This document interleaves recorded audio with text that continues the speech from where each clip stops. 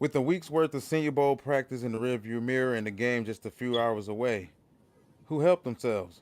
Who hurt themselves? Senior Bowl. Let's go.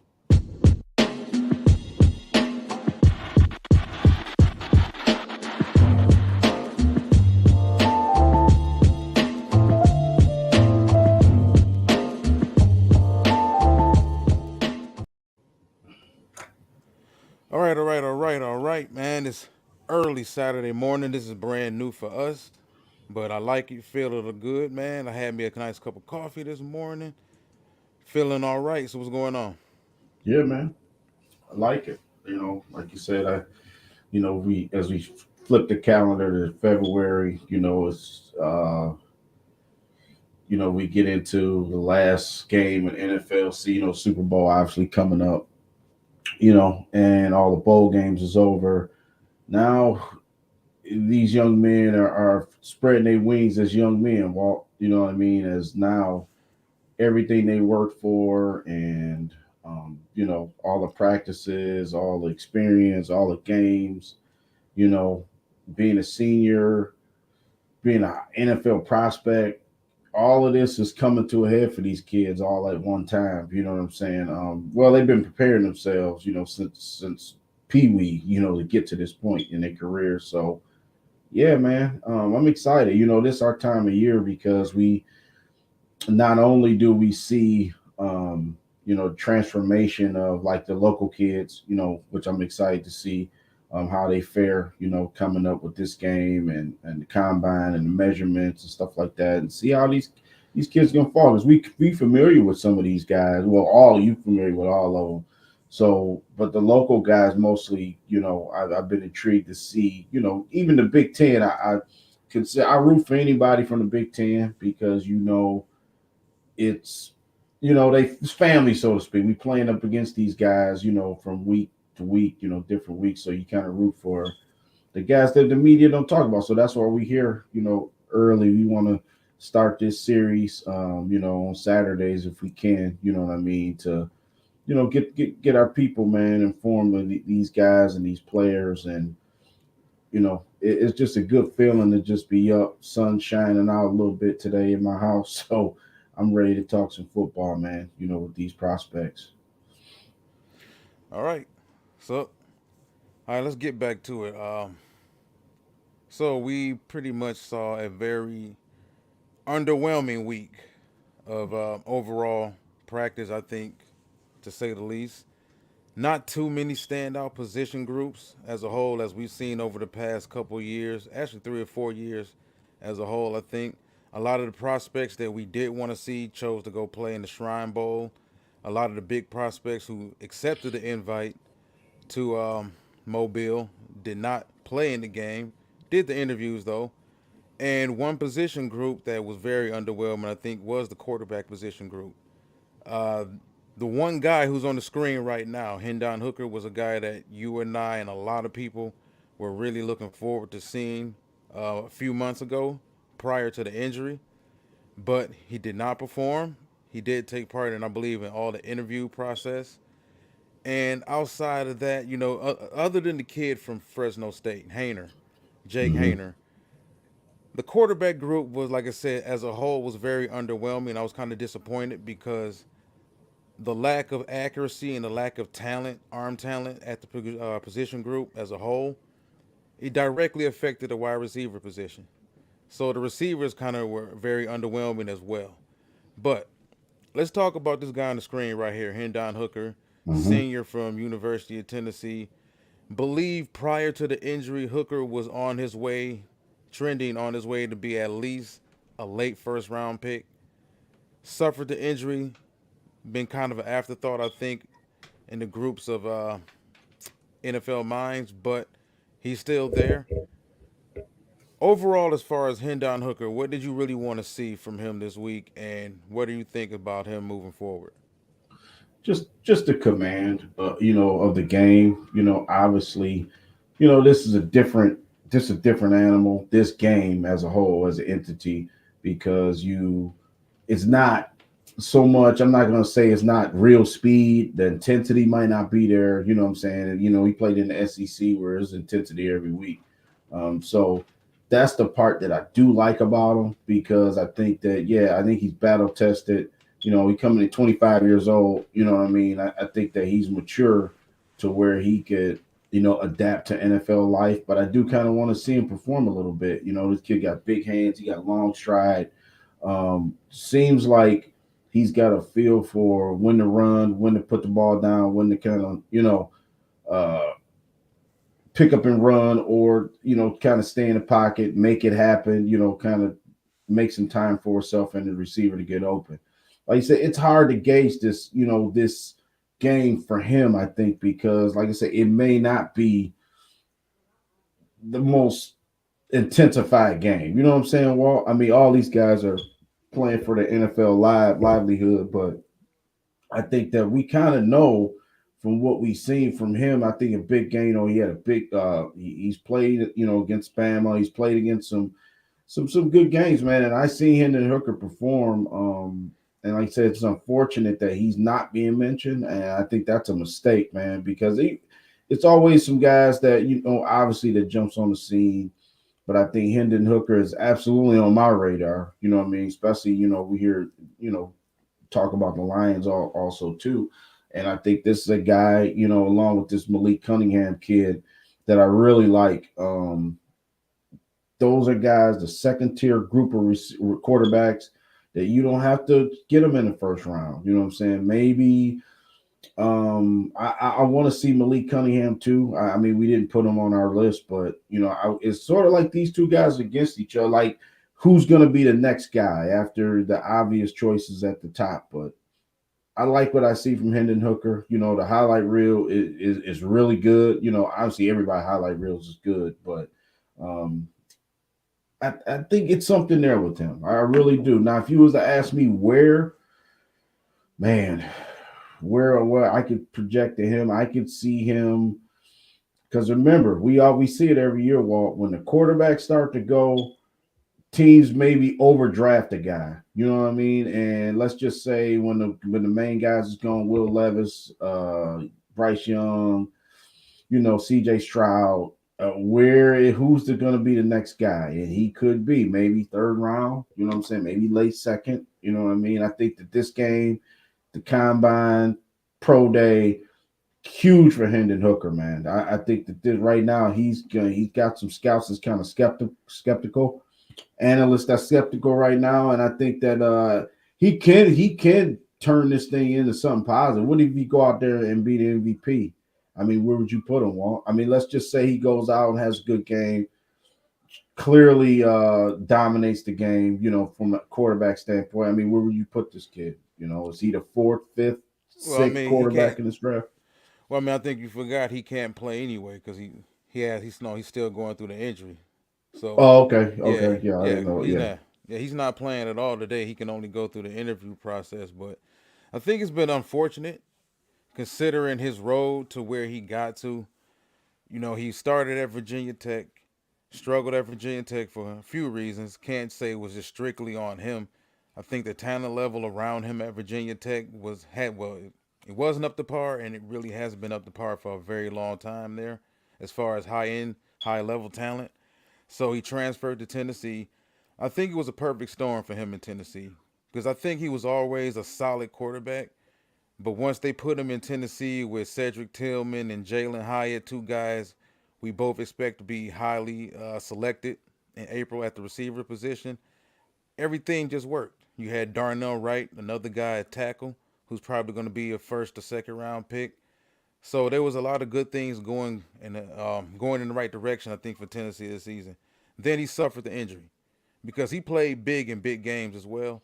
So he Mm-hmm. suffered the injury. After he suffered the injury, it was kind of like, yeah, we don't really know where to go with him now. But I do believe there's still teams around the league that look at Hendon Hooker and see him for what he is.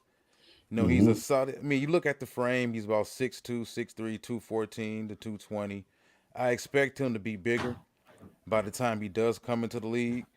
And he was able to prove this year in the SEC at Tennessee that he can consistently throw the ball from the pocket, and he could find guys downfield, and he could consistently distribute the football. So, and then he's 25. He's a guy who I don't expect anyone to take a chance on within the first 2 rounds, maybe the third. Because if you compare Hooker to the rest of the talent level at that quarterback position group at this Senior Bowl, he's head and shoulders above everyone else, and he didn't even take a snap this week. So once we Hmm. get past the big name guys, the Bryce Youngs, the C.J. Strouds, the Will Levises, who else? Anthony Richardson. Yeah, That's I four. forgot That Anthony yeah, Richardson. that's Yeah, 4 guys. So I think once you get past those 4 guys, you start talking about the Tanner McKees of the world, and then you get into Stanford. Hendon Hooker, and you got to Mhm. ask your question. Okay, Tanner McKee played an entire season this season and last season, but he's a statue, a complete statue, and does he provide Mhm. you more upside? Because the age wise, there's not that big of a difference. Tanner McKee from Stanford, he missed 2 years because he went on a mission when he got out of high school with his church. So age wise, there's no difference between Tanner McKee and Hendon Hooker. So when it comes to once you get past that first group of quarterbacks, once that first run of quarterbacks is gone, you got to ask yourself, okay, does Hooker provide me more upside than Tanner McKee? And I would have to say yes, because you don't expect either guy to play next season at all. And if you look at Detroit's situation, that could be a perfect situation for Hooker Mhm. because no one expects him to play next season anyway. We expect Jared Goff to be the starter. So you take a guy like Hendon Hooker, mid round, late, you bring him in, you let him sit, he learns to play about the playbook, you groom him, Mhm. and hell, who knows? You may have the next Jalen Hurts. Yeah, and that's the blueprint, to a guy like him and his skill set, for the NFL. I think what he brings, NFL GMs want that. You know what I'm saying? They want that. The intangibles, keeping plays alive, to be able, heck, the Lions need that to an extent. You know what I'm saying? Because the predicated around Jared Goff right now is basically 5 yards, 10 yards, and move the chains, that type of deal. But Jared Goff can run and he will, but this guy can make things happen, with his legs as well. So that's the aspect. That's the one thing I do like that in any quarterback. You know what I'm saying? But it's just something about Hendon Hooker. You could see he looks the part to me. You know what I mean? He's lining up. He's not super undersized. Like he's got good size, like you mentioned. He's got And Jared Goff type size, yeah, but I mean, he a little bit more. but he's more creative. He's more Yeah, mobile. He can make exactly. things happen off schedule a little better, and I think his arm is better. So, Yes. and I think he's an upgrade. He can potentially be an upgrade over what we currently have. I don't. Could Sudfeld be back? It's possible. He knows the system, I guess. He was kind of an emergency after they released both backups right Yeah, before the Blau season got, started. yeah. Yeah, Blau and Boyle, B&B, both got booked. TB12. Yeah, so I think GM Brad Holmes understands they must upgrade the quarterback position, the backup quarterback position. Hell, Hmm. he may feel that they need to upgrade the starting quarterback position. One thing Yes. Brad Holmes has done for sure the past, well, these first 2 drafts is show that he has a pretty solid poker face. Because as we discussed in the previous video, we had zero idea that he was planning on that Jameson Williams move, Right. at all in the last year's draft. So yeah, I just think that he's worth the risk. Now we Yes. don't we don't have, is it a 6th round pick we don't have or a fifth? One of I those thought it two was. rounds. Yeah, I thought it was. Because we got one fourth. Yeah, maybe fifth round. I could I just. think it's a situation where wherever it cuts off at, I gotta check out Tankathon, but wherever it cuts off at, that's particularly where you're gonna have to start thinking about Hooker. So Right. start thinking about Hooker. That's Right. silly. But yeah, that's around the area where you're gonna have to start thinking, okay, you know what? We got a 5th round pick, but we don't have a sixth. And I don't envision Hendon Hooker being there in the seventh. But man, we've seen crazier things happen. We've seen guys go undrafted because of injuries. Look at the guy the Philadelphia Eagles drafted last year that went to Nevada, Carson Strong.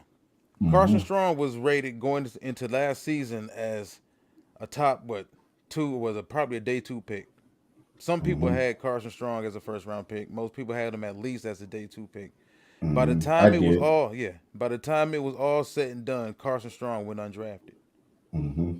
Yeah. And if you hey, if Hendon Hooker went undrafted, that's even better for us. That's better for him, honestly, because once you Hmm. start getting into the sixth round and the seventh round, and you go and you start looking at getting drafted, it's damn near impossible to make some of them teams like that. You almost Yeah. want to go undrafted so that way you got your pick or whatever team you want to go to.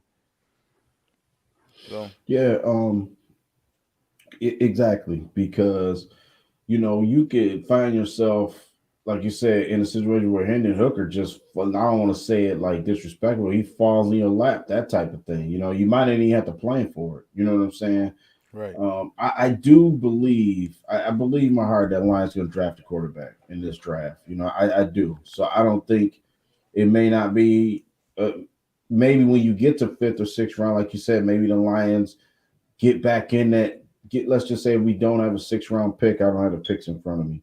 But what if they get back in the draft? You know what I'm saying? Well, let's just say we don't have a six-round pick and he gets back in the draft and drafts this kid, or whoever, like I said, I really like Malik Cunningham. I really like him too.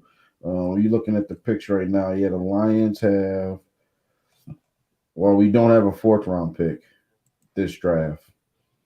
It looked like we got you two said no first. fourth. Yep, two first, two second from the Rams from the first round. Vikings pick from last year in the second round. Then we got one third. Yep, no fourth, a fifth, and two six. So Got you. yeah, so it's huge, man. So this vital. The Lions gonna be kind of, let's see, in the first three rounds, we got five picks, man. You know what I'm saying? So Well, you know what? That's the thing. Like within the, all right. So you said within the first three rounds, we got mhm. five picks Yeah, and no fourth. no fourth. But we do got a Okay, fifth round so pick. so you may be pressed to think, okay, after those first within those first four picks, let's Hmm. just say we keep all of them, or Brad Holmes Hmm. decides to keep all those picks, doesn't make any trades. You may be pressed with that final pick before the fourth round to take Hooker. Exactly. I That's what I mean, was saying. cause Yeah. I mean, Yep. yeah. Let's just say you cover all parameters, because we haven't even considered free agency. So let's say between free agency and the first three rounds of the NFL draft, the first four picks in the Yeah. NFL draft, you cover all grounds you need to cover. We talking about Yep. interior defensive tackle. We talking about another edge rusher. We talking about another corner, a corner in free agency and a corner in the draft. Now you have a situation where you can say, you know what, before the fourth round, let's take Hendon Hooker. I mean, like, Mhm. what do we really have to lose? Yeah. Yep. You're right. And I And think if you it's get look. him, you're looking at grooming him and putting him into a ready-made situation for him Yeah. to be successful. He doesn't have to take over a bad team, or you know what, he could turn out to be Desmond Ritter or somebody. Like that's the thing about the draft. We really don't know. Hmm. Really don't know, man. But all right, man. Listen, we gonna move on to three local guys. We're not just talking about three local guys because we have to. We're talking about three local guys for three interesting reasons. Ryan Hayes, tackle from Michigan, Ronnie Bell, wide receiver from Michigan, and Jaden Reed, star wide receiver from Michigan State. We're going to start with the two Michigan boys, Ryan Hayes and Ronnie Bell. First, I think I'm not Ronnie Bell, but Ryan Hayes had a very solid week of practice, what you can expect from any tackle for the most part, unless it's really an elite level tackle. Certain guys are going to give Ryan Hayes problems. He's good with the athletes, the long athletes. He was able to dominate the guy from Army, the edge rusher from Army. We were just Okay. discussing the other day. 6'6", 270. Not. I was Andre thinking about Carter. Andre Andre Carter. Carter. Yep. Yep. Yeah. Yeah. But also a few guys, a few different tackles and guards dominated Carter. And a lot of issues or concerns we had about Andre Carter showed up in this week of practice, but we're not here to discuss Andre Carter. But Hmm. Ryan Hayes struggled with the power guys, the real physical guys. He held his own for the most part. I thought Brooks, the defensive tackle from Bowling Green, he Hmm. gave us some issues. A couple other guys gave him some issues, but overall, you saw what made Ryan so special. And let's be honest, Ryan been a left tackle his entire life, man. You talking about 6'7"? I think he's a little too light. He's 6'7", Three 305. 305. Yeah, he's Yeah. humongous, man. He's kind of high cut, long arms though. He's able to reset Yeah. after getting off balance and still handle the pocket the way he needs to. But like I said, he's been pretty much a left tackle his entire life. Every snap he's taken at Michigan has been at left tackle. Yep. And if you look at this past season, he gave up 0 sacks and only gave up 8 pressures. Hmm. So Ryan's a guy, he interviews well. I think he displayed enough during practice this week. We'll see what he does in a few hours during the game. But Ryan for sure, man, and he's a senior. He's experienced. I think this is Yep. a draft where a lot of teams around the league, a lot of GMs, they honor um, experience now. Look at a guy Hmm. like the center from Minnesota, John Michael Schmidt. 2 3 years ago, a senior center, a graduate senior at that, would not be considered as a first round pick potentially, but he is. So Ryan's got that going for him in his favor. What's your thoughts on Ryan? Love Ryan Hayes. Well, this kid's a first round draft pick. I mean, when I listen, the one on one battles is cool. It's good for video. It's good for to go viral. It's good. We love watching the one on one videos. I don't put no stock into that because it's so. I mean, I do. I mean, None. obviously, if a I guy mean, it's get good like, because if a I guy mean get it's good to see you railroaded, get out of your element and see how yeah, you do. That's it. exactly, yeah. So that's something there. That's something different instead of lining up. But I like Ryan Hayes, man, a lot. I think this is one of the guys I want to talk about because especially being local. I've seen all his games, and man, he was stout on that side. And let's be honest. I mean, Big Ten's got some good D lines on the other side, man. When you think about Purdue, when you think about Illinois, Illinois, Maryland, some physical teams that kind of gave Michigan some problems, at the line of scrimmage. But I think Ryan Hayes is like Taylor Lewan. He kind of reminds me of him a little bit. Massive guy, you know what I'm saying? Kind of like built kind of different though. You know what I mean? Strong upper body.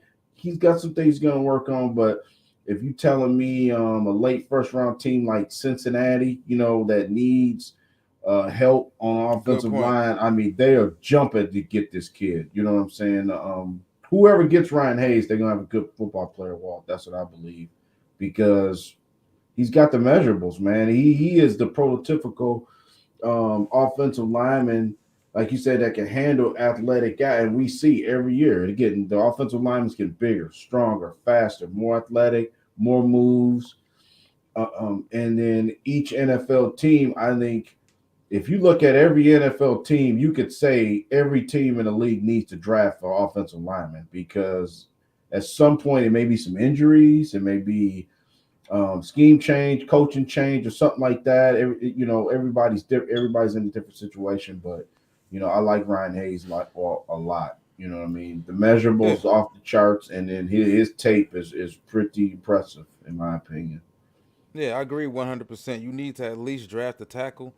Hmm. It's because the thing is this, you can find quality guards late in the draft. You can find quality guards as Yep. undrafted free agents. You can find quality guards on a free agent market. Elite tackles don't just fall off trees or grow on trees. Nope. And I looked at a guy like Darnell Wright from Tennessee, who was also a very dominant player this season, had a very integral part in Tennessee's success, had a very good week of practice, and he's a guy who actually had mocked to Detroit either in the second round or high in the third, I believe. But even though we cool situation going on with Hmm. Taylor Decker, given the fact that you don't know what you're going to do with him, do you really want to give him a big contract when you have to give Panay Sewell a big contract in another year and a half or Yep. two Yep. years? So I just I'm in favor of taking quality tackles. I don't care what your line looks like. It Yep. also saves you money. I agree. It Agree. enables you to not have to give a guy a huge deal when you have a solid quality backup right behind him that can step right in and play. So I've never been against passing on quality tackles, especially consider our situation. Is Ryan a guy that we could consider in the third round, fifth round if he's there. I don't Yes. think he'll be there in the Yes. fifth. No, I but don't I think he'll think be there in the fifth. I don't think the tackle class is that deep for him to really yeah, be there in the fifth. I think second round would be stretching it, man. Man, you know what I'm saying? End of the side. I don't see him getting past the second round. Yeah, I think that, and like you say, perfect example is our team, right? I mean, we've heard it all year. Oh yeah, our offensive line is set. Remember, Vitae was supposed to be the guy. You know what I Right. mean? Not this year, but last year. So it shows you how your situation can change in a year. You know what I'm saying? And in a contract, a player is a year older. We could lose Evan Brown in free agency, even though it's a different position, but It still, I mean, hurts. you can shuffle guys around. It doesn't bother me. He played left tackle, you know what I'm saying? Because if you could switch him to the right side or however you want to do it.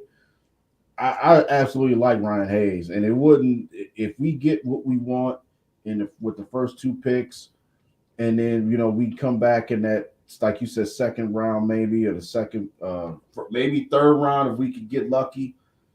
I wouldn't be opposed to it, man. You know what I'm saying? I'm saying second round.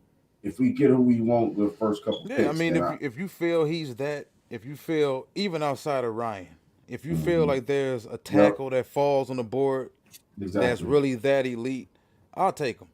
Hmm. Like I said, elite tackles, left tackle or right tackle, they don't grow on trees. Guards, quality guards, you can find guys between 6'3" and 6'5" that are big wrestlers and are competitive. And I'm not Hmm. just trying to sell short what guards are because you need quality guard play to win in the NFL, period.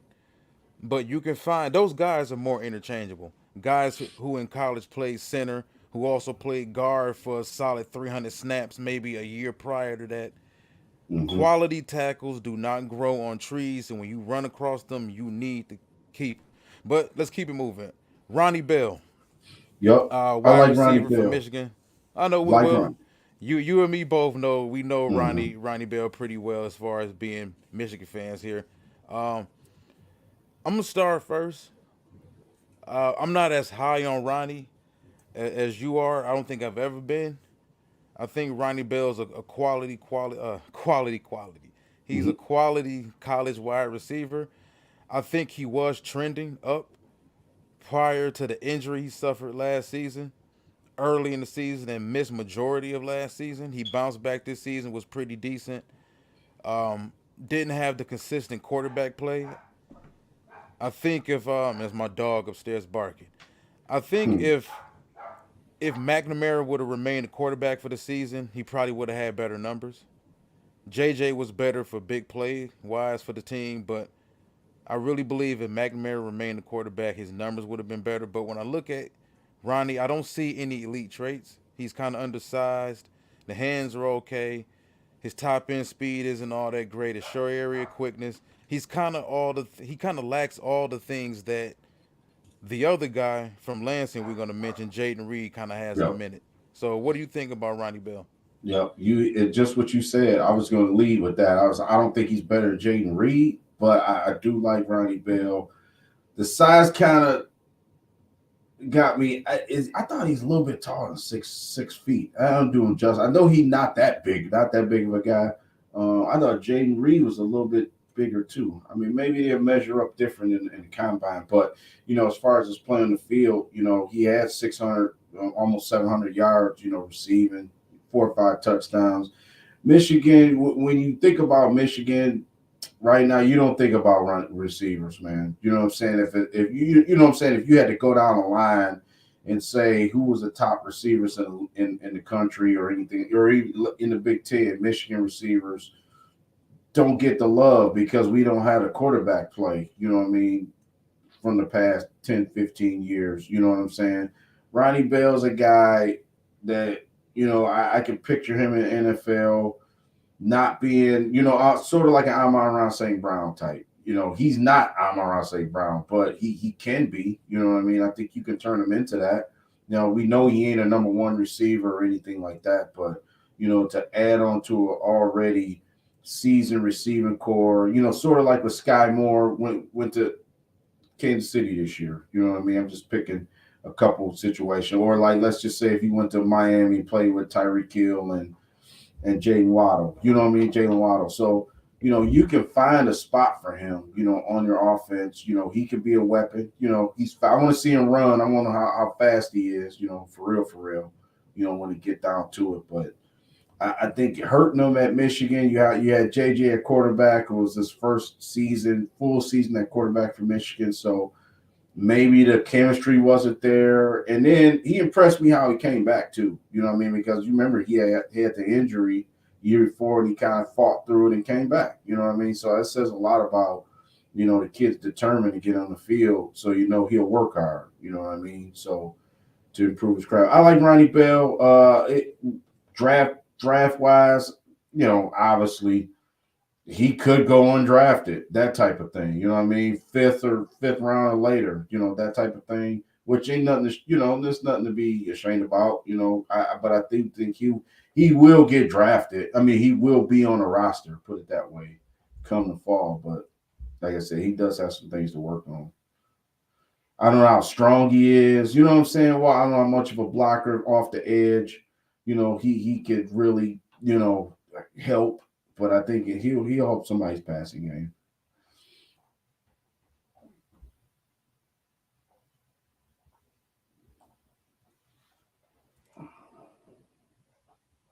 I think you're on mute, Walt. You got me muted. Yep, that was muted. Okay. So the final guy, Jaden Reed, local guy from Michigan State. I Mm-hmm. believe Jaden's somewhere between 5'10" and a half and 6 foot. I've seen Yeah, him he's listed at 6 foot. 5'11", seen him listed at 6 foot. He's about 190. I believe he's 190. Jaden's a thick built, strong kid, kind of built like Jarvis Landry. I think similar player, Mm-hmm. similar player. I think if Jaden cleans up the drops, because everything else is kind of there, except for the top end speed. But he's very quick. He has two elite traits. And we can go back to what we discussed about Ronnie Bell. And when you look at Jaden Reed, doesn't have elite size, but he's got good enough size to play either on the outside or in the slot. And they did him pretty much a lot like that at Michigan State. Also, doesn't have the elite speed, but I think he has, if it's not elite, he has very high end short area quickness and change of direction. And he's hard to bring down on an open field. If Jaden has 5 to 10 yards on you, it's a wrap. He's either gonna get around you or he's gonna go through you. No. So like I said, I mean, if you look at the fact that it's the drops, it's mainly the drops is why a lot of teams aren't as high on Jaden as they should be. And it's the drops are scary because I saw some games over the past couple seasons where he'll drop a pass or two and then all of a sudden he'll start trying to cradle everything in his chest and cradle everything in his stomach. Mm-hmm. But I think Jaden looked like the best wide receiver out there to me during this week of practice. So, what's your thoughts on Jaden Reed? Yeah. Just piggyback. I think just what I was thinking. Jarvis Landry comparison. I think he does remind me of Jarvis Landry a lot. You know what I'm saying?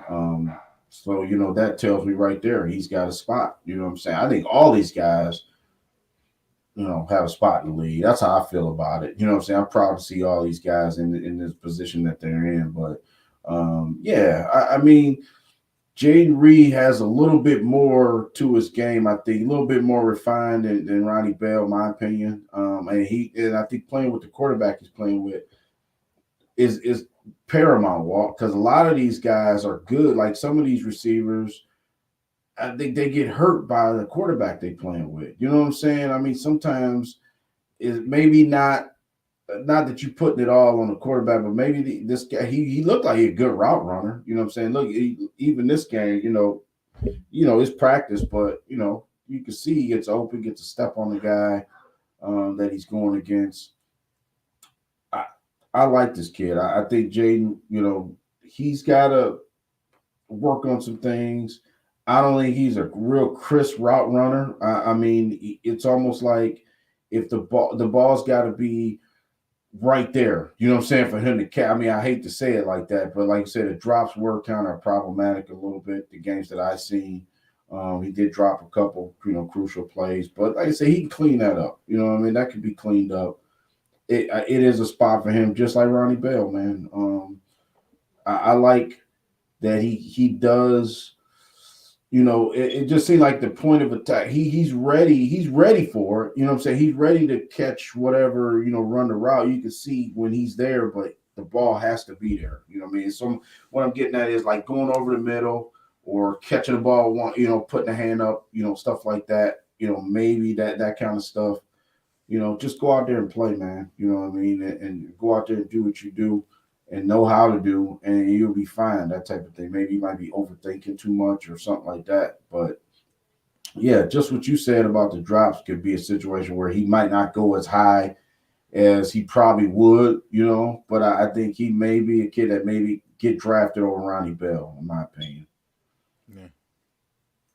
All right, man. So real quick, let's go through a few more players who I thought had some solid weeks of practice and Yeah. really helped themselves. Yeah, tell me about Darius Rush, Walt. I mean, you brought me to this kid, South Carolina. I'm more of a Cam Smith guy. I've noticed Rush out there, but obviously I know if you putting him on your radar, he worth talking about right now. Let's talk about Darius Rush. Yep. All right. So Darius Rush was pretty much the other corner at South Carolina. Cam Smith got all the play, all the clout. A year after, J.C. Horn got all the play, got all the clout at South Carolina. Cam Smith isn't the physical specimen and the athlete that J.C. Horn was, or I don't believe he is the one that Darius Rush is. Now, when I look at them on film, Darius Rush did a lot more on his own. And if you go to PFF, he actually had a higher defensive grade, a much higher defensive grade than Cam Smith. Cam Smith wasn't out there really manning up on guys and taking things away without help, without protection. He had to play. He played a pretty good game against Jalen Hyatt at Tennessee, but they Hmm. stayed with that coverage. He stayed, what I'm saying, with that backup help. So Darius Rush is a guy 6'2", 200 pounds. Really impressed this week at the Senior Bowl at practice. Really did. Displayed his ability to change directions, his ability to mirror guys. And over the past couple 2 years, he really showed his ability to take away anything underneath. Pretty good ball skills. Had, like I said, he had a very high grade against the pass, not so much against the run. But if you're talking about just pure cover guys, Rush has really improved. Really showed himself this week. No doubt, no doubt. Like I said, you brought him to my attention, and like I said, he's worth it. Because I believe in tandems, like in college football. Like you said, we talk about Cam Smith, and I think this kid will get drafted just because he was in the same system, kind of on the other side, that type of thing. I know he Remember helped when we himself a took, lot. He might yeah, be a second round pick right now. There's talks about, because I mean the thing is you only as good as the last memory I have of you. So a hmm lot of these guys haven't played football since the end of the college football season, what the first week of December. So for hmm the guys who just performed at the Senior Bowl, you seeing Senior Bowl guys get pushed into the first round now. Some guys getting pushed into the top 10, top 20, which is kind of silly. But once we get to the NFL Combine and Pro Days, I think the water will really start to find its level. yeah, yep. I like the kid. What about our edge rusher from Northwestern, man? You really high on this guy. Pronounce I'm his gonna try. name. I'm gonna try. I ain't gonna even try the first name. I'm gonna try because I don't want to. He see his video. He won't. Adeborier. I'm just gonna Yeah, say his last name. out of I'm Warrior. a Yeah, respect the young man enough to eventually learn his full name, exactly, but just exactly. last name, yeah, Adeborier. Out of Warrior. Yep. At a Tomway, out of Warrior. Out of Yep. Tomway, out of Warrior. From Northwestern, 6'2", 280 pounds. Kid's a specimen, man. What did you see this week, man? You put me on this kid. What'd you see with him this week? I'm a bit of a tweener, as you can Mm, expect at 6'2", 280, and I'm gonna jump straight in this from a Detroit Lions perspective. We've drafted enough tweeners at defensive tackle, defensive end as well. When you look at the past two drafts, I like him because he displays elite quickness in space. You can put him in the phone booth. He knows how to get sideways and get through. He can get skinny. Very good handwork, long arms, very powerful. Problem is, like I said, he's a tweener. He's too undersized to consistently play on the outside, and he's too undersized to consistently play inside. I think he would have had better pass rush statistics if Northwestern wouldn't have misplaced him. You know, if he Hmm. spent too many snaps in that B gap, and I thought that was ridiculous for him at 6'2", 280. You know, he spent majority of the time at that five tech right outside the tackle shoulder, but for the most part, it's like, come on, man. Like he's 6'2", 280. Similar to what Will McDonald went through at Iowa State. Like for a guy that's 6'4", 235 pounds, why are you playing him at three tech and four tech and lining him right up over tackles? You know. But I do believe, people are going to look at the pass rush statistics and say, yeah, well, he didn't get to the quarterback enough. Understand why he didn't get to the quarterback enough. He should have, but Northwestern just had him spending too much time inside. So he's a guy that I think displays enough versatility. I don't think he's ever going to be an every down player unless you have a team that runs a lot of odd man fronts. You're going to move him around a lot. He does have enough speed and quickness at 280, which is odd enough to really stand him up. But I think he's a quality player. I think he's a guy who has the pass rush skills that GMs really, really credit and value a lot. Hmm. So someone's probably going to take him in that second tier of edge rushers in the second round. Yeah, no doubt, no doubt. Those traits. You know, the good. Sometimes a good pass rusher is not the shiny piece that's being shown. You know what I'm saying, Walt? Sometimes you got to go out and get you one. You know what I'm saying? Just off of pure scouting a guy. Just off of pure, uh, sending somebody to really chase. Say, hey, let's go check this kid out, man, because I want to see it up close and personal. And some guys got it, man. Some guys got it when you see it. I'm just saying. Now they might not be on ESPN. The games might not be televised, and you might not see this kid. He might not even be in the SEC. You know what I'm saying? With a conference that we see all the time. But yeah, man.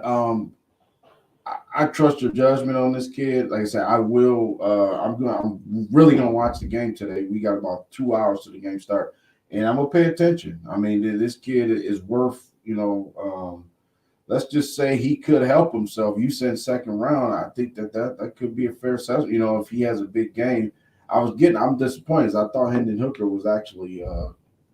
I didn't realize he was still not playing, but all of these guys. What I want to see is, I want to see them showcase themselves into better status. You know what I'm saying? Because right now, you go through mock drafts and they got people pegged right now. They got players pegged where they think they're going to go. A good outing here could move them up. You know what I'm saying? So, yeah, 6'2", 280, he got the measurables. But can't you think, well, him being a tweener, I think right now it's so many interchangeable defenses, schemes, situations. Well, I don't even necessarily think that's a bad thing, though. It's not. Problem is, a lot of teams have idiots. Not to say we have an idiot running our defense, but a lot of teams out there, they're idiots. They're running these schemes. And instead of taking a player with the idea of, I'm going to maximize what he does best, a lot of these defense coordinators, they draft guys and try to force them into their system, and they end up misusing them. So, like I said, man, for a guy that's 6'2", 280 with his style of quickness, similar to Boye Mafe, even though Mafe was way smaller in girth than him, or even Quiddy Pay, who ended up going in the first round a couple years ago. Quiddy was a tweener, but Mm-hmm. Quiddy was a way more explosive, dynamic athlete. So I don't Yeah. know. It all depends on what your defense is, scheme wise, schematically, and what you really value, and what do you already have in place. I can see a team like the Philadelphia Eagles taking him. Mm-hmm. Yeah. Honestly, built like to a certain extent, and he plays similar to him. So there you go. I just gave him a comparison, and I gave him a team he could possibly go to. There you go. There you go. Yeah. These guys, are all, now I think we've shed some light on what to look for, who we looking at. But it's obviously somebody else could stick out, what I mean, in this game. That's one thing I like about the Senior Bowl is, every year Like last year, more it's for me more so this year than last year because I'm getting more familiar with these guys. Since I've been working with you, so to me, it's like now I want to see how you compete when you got another guy that's fighting for the same thing you fight for. You know what I'm saying? Like trying to get drafted, that type of thing. That the whole essence of it, brings out the beauty of this whole thing, man. And a guy like him, that's not being really talked about. We talking about him, but I haven't seen too many, shows or anything mentioning this kid. So, hats off to him, man. And right now we know it, but now he could introduce himself into the draft conversation. You know what I mean? Yeah. So, what about your guy, Yeah, Ivan Ronnie Hick. Pace? Well, no. Oh, Well, Ivan oh Pace. Oh, man, yeah. don't start out saying the Buckeyes your guy now. Yeah. No, but Nah. no, we Yeah. gonna we gonna kick it to Hickman too, but no, your other guy, Ivan Pace Jr. Ivan Pace, Yeah, yeah, man. Since the beginning, since last year, I've been watching this kid, man. This kid's fierce as hell. At first, remember, I think we both said we didn't think he was a first round pick. But now I don't know, man. I'm kind of changing my tune on it. He's got the measurables. What is he? 6 feet. I think he's like 230. two. I think he's Ivan like is 6 foot 235. Yep. 235. Yeah, yep. Play with a mean streak, man. You know what I'm saying? That kid plays special teams. Gets to the quarterback, loves to hit people, sort of like Devin Witherspoon, even though it's different. But um, yeah, I like this kid from Cincinnati, man. Can play ball. He may he may play himself into being a second round pick. Well, you know what I'm saying? Depending on now, is him and Trenton Simpson, are they comparable to you think? I don't know. I think Trenton Simpson obviously may be the better player right now, but I think the measurables might be the same because the only thing I worry about is the 6 foot linebacker. You know what I mean? Because we see that we got Malcolm Rodriguez. He's 6 feet tall, I think. So I just Malcolm worry ain't about the 6 foot. size a little bit. Malcolm ain't 6 foot. Malcolm Yeah, like 5'10", something like that. yeah. No, You I know what I mean mean? I'm not worried about it. I mean, you look at Tampa, what Devin White and Levante David are both between 6 foot, Mm-hmm. 6'1". Yeah, so I don't know. I'm not too worried about it. Trenton Simpson's a genetic freak though. Like Mm-hmm. at the combine, we expect Trenton Simpson to put up cornerback numbers, 40 time wise, vertical wise, bench press wise. So Mm-hmm. I think Trenton Simpson is a completely different type of prospect. Now I will say this about Pace because Pace had to grow on me, and I had big questions about Pace coming into the season. He answered all my questions.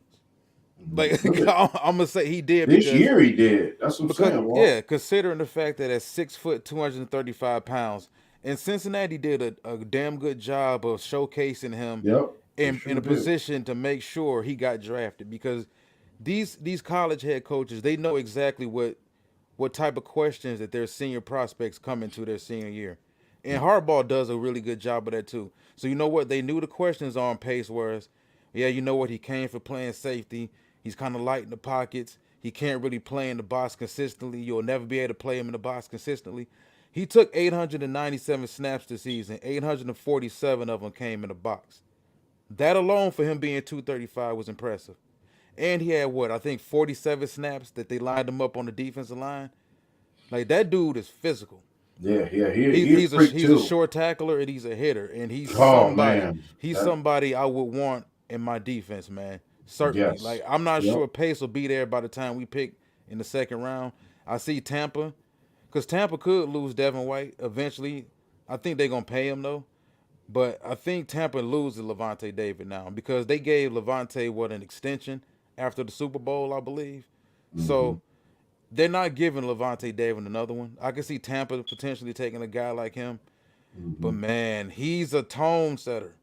He's a Mm-hmm. tone setter, and he's a guy you look at Rodriguez. That's the thing. If we're gonna go with small linebackers, we better Mm-hmm. go with small athletic linebackers. Yeah, And he's a guy like I said that could step right in and immediately be a tone setter in that run game. yeah. Because he's fast enough to like Fast enough too. shed a block and then to make the tackle. That type of thing. You know what I'm saying? That's how I look at it in the linebacker.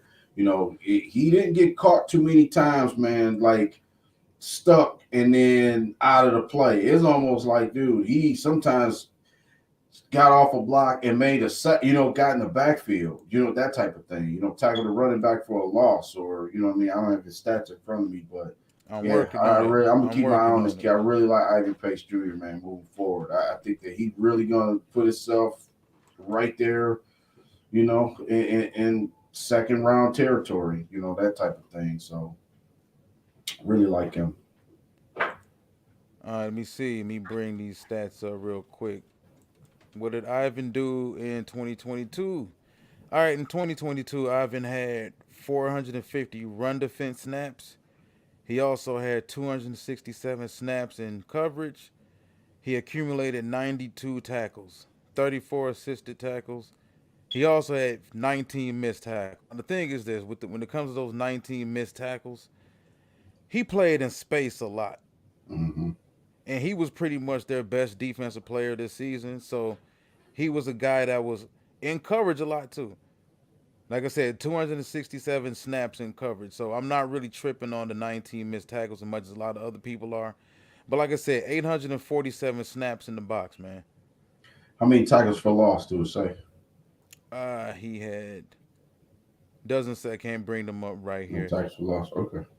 No, he had a Yeah. missed tackle rate of 13.1% though. But overall, he was the highest graded linebacker in the country last year. Overall, with a grade of 93.3, and he had a grade of 90.7 against the run. So yeah, man. Like I said, I had a lot of questions about Ivan Pace going into the season, but he proved me wrong, man. He answered all those questions, and I would not shy away from Detroit taking him in the second round if he fell to our pick.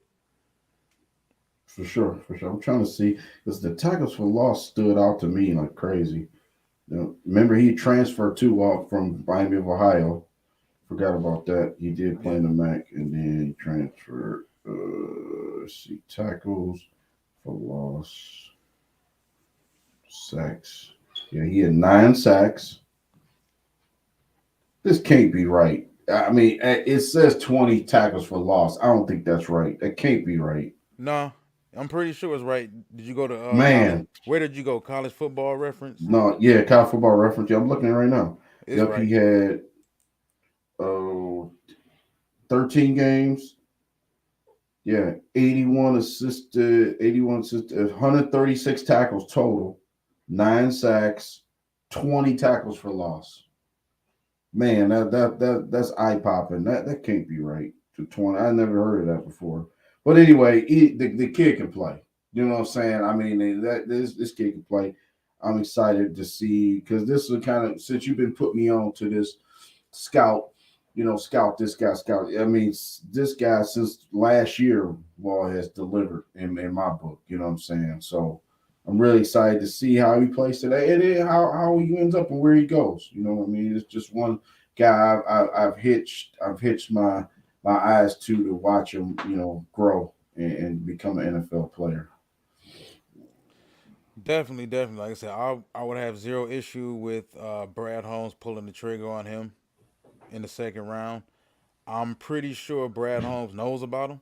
I'm pretty sure Dan Campbell knows about him. They're aware of how Hmm. good of a player Ivan Pace is, and providing the versatility that he provides in coverage. This is a guy who was a former safety, so Hmm. he Yep. provides that Safety too. he provides that versatility in the secondary. Me and you had a discussion about Will Anderson and Trenton Simpson about a week or so ago, and I was trying to make the argument that Trenton Simpson may be a better fit and fill more needs for us than Will Anderson, considering what we have in Aiden Hutchinson and James Houston. Hmm. Just given the fact that we haven't had a linebacker since DeAndre Levy who could actually get out there and cover, and Trenton Simpson fits that mold. Ivan Pace fits that mold. Although I think coming out of college, Ivan Pace is a more physical football player and better against the run than DeAndre Levy was coming out of Wisconsin. But yeah, like I said, I mean, for a team that still needs linebacker help, he definitely fits the mold of what we need. So, hey, but man, let's jump to one last player, man. This is your guy. Particularly, I ain't care too much to talk about him, but Ronnie Hickman of Ohio State Yep. safety. Yeah, he's absolutely. I don't know, man. He's got the talent to be a first round pick. You know what I mean? I don't think he necessarily will because team need different areas. You know what I'm saying? I like Ronnie Hickman a lot. Like I said, I can't stand the Buckeyes, but I do like Ronnie Hickman. I mean, I give a kid his due, man. Um, it seems like every 3 or 4 years, Ohio State puts out a good one. You know what I'm saying? Not a iffy like we got Jeff Okuda. No disrespect to Jeff, Come but on, we don't know if he's corners or safeties, or just DBs in general. yeah, just DB's in general. Because I was just where I was going to was Denzel Ward. He's a good one. You know what I'm saying? And it's sort of like this guy might be in the area of he's going to be a good one. From Ohio State to me. You know what I mean? Because he can cover like crazy. You know what I'm saying? So I think that's going to be. It seems like every route, every play, pass breakup, he was there, man. So step for step with the receiver. Because I don't think Ohio State's D line wasn't that great this year.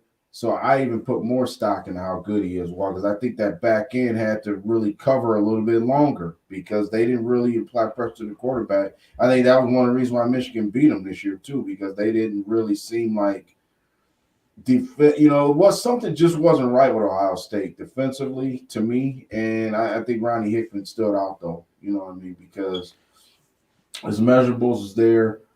You know, is he 6'1" or 6 foot. 6'2"? Yeah, he's He 6 foot. listed at 6 foot, Yeah, which he's means 6 foot. he's probably 5'11". Yeah, Yeah, I but I don't like know. he's. Yeah, I thought he was more so. I could say I thought he was a little bit taller than that, but Ronnie Hickman, man, he's an interesting guy to walk. You know what I'm saying? Because of where he played, playing against high level competition already. You know what I mean? It's interesting to see what he does too, because I think that it's going to be interesting to see how this cornerback board falls, especially when the draft comes, because I don't know where he fits in at. You know what I mean? Because I think he's No, good he's definitely enough. a safety though. He's playing safety. Was the same. I'm sorry, Yeah. safety. Yeah, defensive back safety. I don't know the safety class. Is it that deep though? You know what I mean? For him to be maybe the After after Branch of Alabama, no. I think after Branch of Alabama, it's going to come down to what your preference is. mhm. Okay. Because yeah, I mean, coverage wise, I think he can get there. I don't think you can sneak nothing by him. I think he keeps everything, and he can run and make it up. Maybe undersized. Maybe that was what was throwing me off. I think maybe undersized to be a full time safety in the league. We'll see. We'll see how it goes.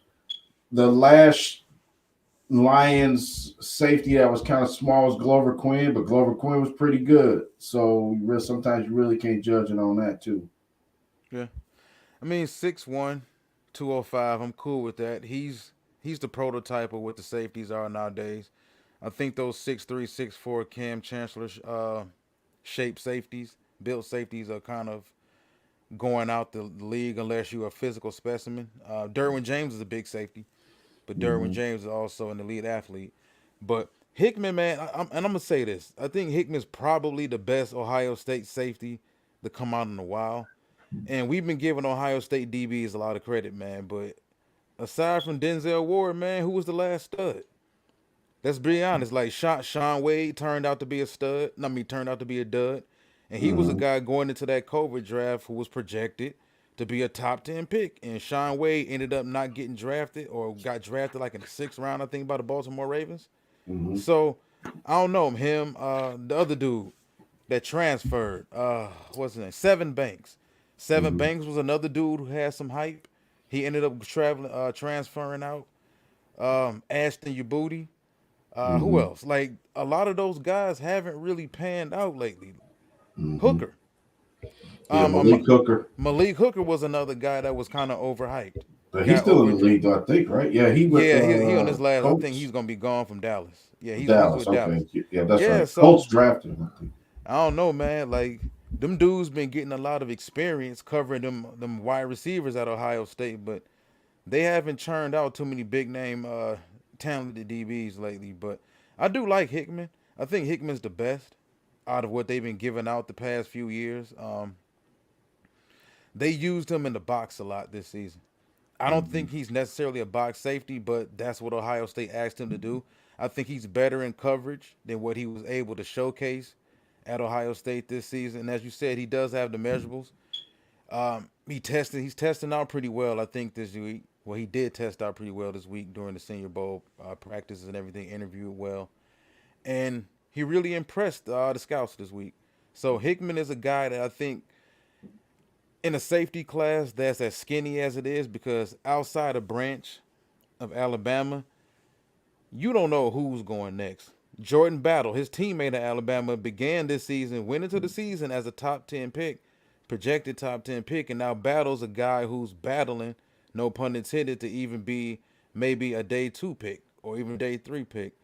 So I think after Branch of Alabama, you're looking at probably J.L. Skinner of Boise State, and Mhm. then you can pretty much throw about 4 or 5 names up in the air, safety wise. Quindell Johnson of Memphis. There's a bunch of guys safety wise, name wise, you can throw up in the air, and it's going to come down to whatever your preference is as a GM. Yeah. Yo, absolutely, man. I'm excited. Like I said, the game in a couple hours.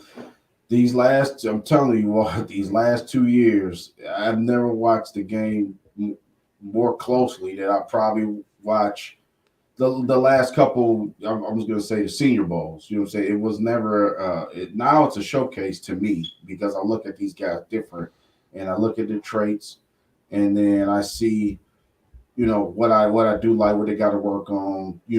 And I think that a lot of these guys, it's the underdog factor too, because you know what I'm saying. Well, a lot of these guys are scrapping. Some of these guys might not get drafted. You know what I mean? To be honest, let's be honest. Some Well, of them listen, help. some of these guys shouldn't even have to be here, man. Cause think about it, one guy, and we can once you done, we can discuss, we can freelance it and discuss a couple players we want to discuss. But some of these guys are unfairly here too, having to Mhm. compete.